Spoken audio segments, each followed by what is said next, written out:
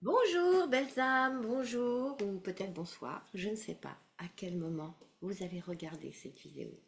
Alors aujourd'hui, je voulais vous parler d'un sujet qui est très très important et c'est quelque chose j'ai remarqué dans mon activité professionnelle, j'ai pris conscience que pour beaucoup de personnes, c'était devenu une réalité. Alors ce dont je voulais vous parler aujourd'hui, c'est le piège du cheminement spirituel. Parce que ce cheminement spirituel, parfois, peut devenir un piège si nous l'utilisons à des fins de fuite. Alors, au travers une de mes expériences, je vais vous expliquer un petit peu le danger de ce cheminement spirituel. Il y a plus de 10 ans, il y a à peu près 15 ans, ma maman m'a appelé pour me dire qu'elle avait un cancer. À cette époque-là, ça a été un choc. Quand ma mère m'a annoncé qu'elle avait un cancer, c'était très difficile à accepter. Et puis, j'ai tout lâché. J'ai arrêté ma société, j'ai laissé mon logement et j'ai pris ma voiture et j'ai reparcouru les 500 kilomètres que j'avais parcourus 20 ans plus tôt pour fuir tout ce monde. Le monde, pour fuir ma famille, pour fuir ma région natale.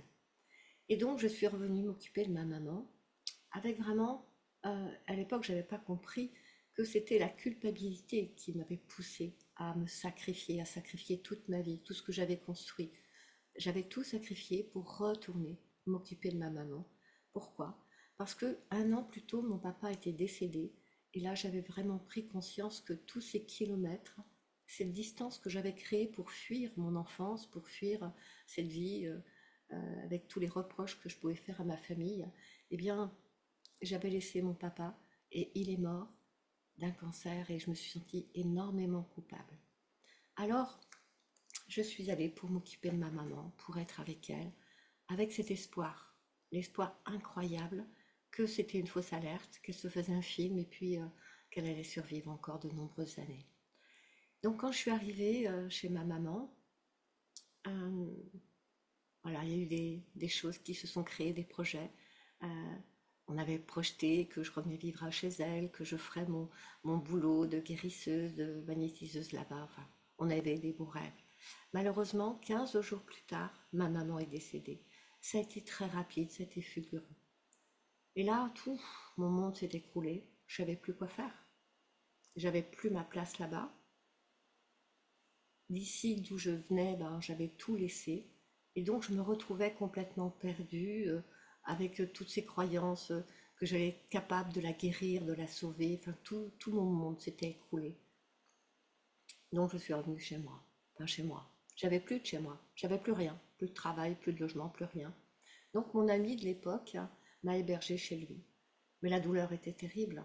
Me ressentir comme ça, seule, plus maman, plus papa, plus de repères. J'étais complètement perdue et puis moi qui croyais tellement avoir évolué au niveau spirituel, je me sentais, on peut bien le dire, hein, supérieure aux autres. Mon monde s'est écroulé. Alors j'ai commencé quelque chose d'incroyable. J'ai commencé à faire de la méditation. Et puis c'est vrai que pendant ces méditations, c'était le pied, quoi, c'était le top. Je me sentais tellement bien en méditation, ouf, tout devenait léger. Mais quand je sortais de la méditation, eh bien ma réalité était là. J'avais plus d'argent, j'avais plus de logement, j'avais plus de boulot, j'avais plus rien. Alors qu'est-ce que j'ai fait? Eh bien j'ai fait encore plus de méditation, toujours plus, encore plus, encore plus. Je me suis engouffrée dans la méditation et à chaque fois que je revenais, c'était de pire en pire. De pire en pire, je passais de ces états d'extase à la réalité brutale. Et puis mon corps n'était que douleur, souffrance. Et puis mon entourage ne comprenait pas, il ne comprenait pas ce qui m'arrivait. Il voulait me secouer, bouge-toi, tu vas t'en remettre, ça sert à rien, etc., etc. Et là, j'avais l'impression que j'allais exploser. J'étais une cocotte minute, une vraie bombe à retardement. J'avais qu'une envie, c'était qu'on me foute la paix. Excusez-moi, je suis peut-être grossière, mais c'était ce que je voulais. Qu'on me laisse tranquille, qu'on me laisse en paix avec moi-même, avec tout- toute cette vie qui venait de s'écrouler. J'étais au fond du trou, vraiment au fond du trou.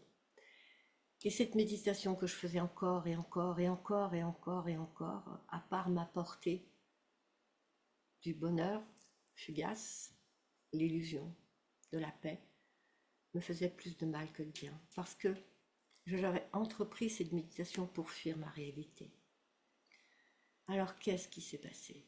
Eh bien, un soir où j'étais complètement perdue, dans une souffrance qui n'a même pas de nom, j'ai décidé, une fois de plus, de fuir encore plus brutalement cette réalité et j'ai avalé des tonnes de comprimés pour mettre un terme à cette vie, pour mettre un terme à cette souffrance terrestre, pour mettre un terme à tout cela.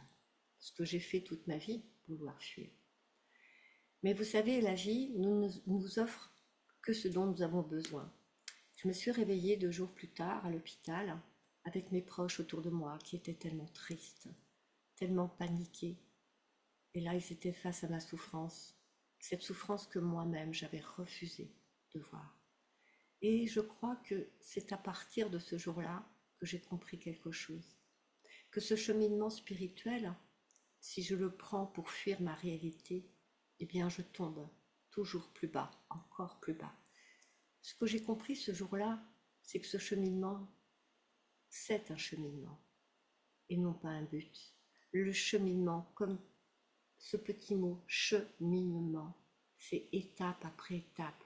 C'est toute l'histoire d'une vie. C'est un chemin qui n'a pas de fin, qui n'a pas de but. Ce chemin, il est là pour nous permettre de réveiller le meilleur de nous-mêmes. Il est là pour nous permettre de prendre conscience que la vie est là pour nous faire grandir. C'est une grande école. Et que si je fuis la réalité, je ne suis pas là, je ne suis pas sur Terre. Et si je ne suis pas sur Terre, je suis en conflit avec le fait que je suis venue sur Terre, le fait que je suis née, que je me suis incarnée. Si je me suis incarnée, c'est qu'il y a des bonnes raisons. Lesquelles? On ne sait pas.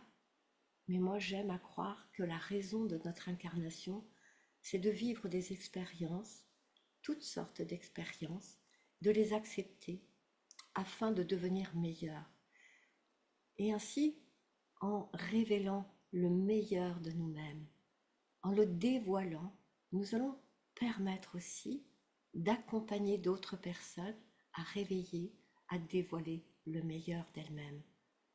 J'aime croire à cela, j'aime croire que rien n'arrive par hasard et que si nous prenons ce cheminement spirituel pour fuir notre réalité, nous allons droit dans le mur.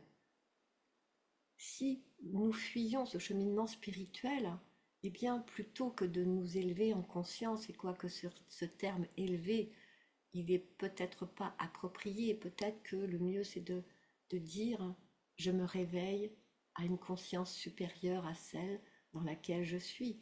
Et c'est ainsi que je vais cheminer de conscience en conscience, que je vais observer, que je vais apprendre, que je vais grandir pour devenir meilleur. Alors si vous avez emprunté ce cheminement spirituel pour fuir votre réalité, je vous invite vraiment de tout mon cœur à revenir dans la réalité, parce que nous sommes ici maintenant. Nous sommes ici pour apprendre à nous aimer tels que nous sommes, dans la profondeur de l'être que nous sommes, avec nos bons côtés, nos plus mauvais côtés. Mais ne serait-ce pas ça justement, ce cheminement spirituel? Réussir à changer de plan de conscience pour comprendre que le bien et le mal finalement, ce sont des notions qui nous freinent. Qu'est-ce qui est bien, qu'est-ce qui est mal? Peut-être que ce cheminement spirituel est simplement là pour nous permettre de vivre, d'exister, et que si nous le prenons pour une fuite, nous allons à l'encontre de ce que nous recherchons, parce qu'au départ, quand nous commençons ce cheminement, c'est dans un seul but, c'est d'être aimé, c'est d'être reconnu, d'être accepté, d'exister, d'avoir sa place. Mais comment avoir notre place dans un monde que nous fuyons? Comment prendre notre place dans une société si nous sommes en train de la critiquer? Comment prendre notre place dans un groupe si nous croyons que ce groupe, nous ne pouvons pas le côtoyer parce qu'il n'est pas au même niveau spirituel que nous? Nous sommes venus, je crois, et j'en suis convaincue de plus en plus, nous sommes venus pour aimer. Aimer simplement l'autre, sans vouloir le changer, sans le regarder avec d'autres yeux que ceux de l'amour. Alors j'espère que cette vidéo pourra vous éclairer, vous permettra de prendre conscience de certaines choses. Et je vous invite vraiment à laisser des commentaires, à partager peut-être votre expérience de ce cheminement. Et souvenez-vous, le mot cheminement, c'est un chemin dont on ne voit pas le bout. Vous savez, comme les chemins de campagne que l'on peut emprunter et qui nous mènent au gré du hasard. Eh bien, ce cheminement spirituel, c'est un chemin que nous empruntons pas à pas, sans vouloir nous précipiter, en prenant le temps d'accueillir tous les cadeaux de la vie. Mais pour les cadeaux de la vie, je vous ferai une autre petite vidéo. Je vous souhaite une magnifique journée, une belle nuit, je ne sais pas à quel moment vous regarderez cette vidéo. Et je vous invite à cliquer sur j'aime si vous avez aimé, à la partager parce que peut-être que vous allez aider quelqu'un en partageant cette vidéo. Vous pouvez également vous abonner à la chaîne, à ma chaîne, et, et puis partager, parce que je crois et j'en suis convaincue au fond de moi que nous sommes là pour partager tout ce qui peut nous faire du bien en nous disant que si quelque chose me fait du bien, peut-être que ça pourrait faire du bien à quelqu'un d'autre. Je vous souhaite une douce fin de journée. Prenez soin de vous et surtout, apprenez à vous aimer au travers ce cheminement spirituel et arrêtez de vous fuir.